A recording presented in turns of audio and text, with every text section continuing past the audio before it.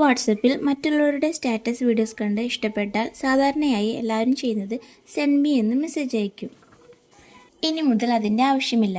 നിങ്ങൾ മംഗ്ലീഷ് കീബോർഡ് ഉപയോഗിക്കുന്നവരാണ് എങ്കിൽ മറ്റുള്ളവരുടെ സ്റ്റാറ്റസ് വീഡിയോ സ്വന്തമായി ഡൗൺലോഡ് ആക്കാനുള്ള ഒരു ഈസി ട്രിക്ക് പറഞ്ഞുതരാം ഓൺലൈൻ വേർഡ് മലയാളത്തിലൂടെ. ഇതിനായി സ്റ്റാറ്റസ് വീഡിയോ മുഴുവനായും കാണാൻ ശ്രമിക്കുക.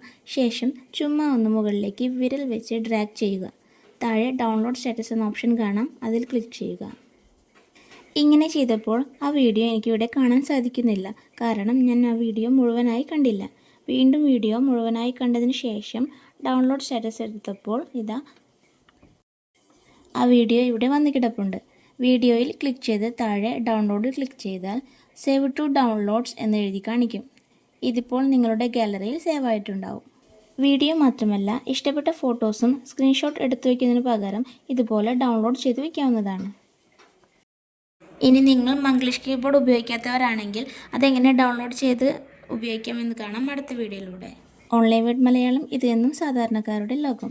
വീഡിയോ യൂസ്ഫുൾ ആയെങ്കിൽ ലൈക്ക് ചെയ്യാനും ഷെയർ ചെയ്യാനും ഒപ്പം ചാനൽ സബ്സ്ക്രൈബ് ചെയ്യാനും മറക്കല്ലേ. Thank you for watching.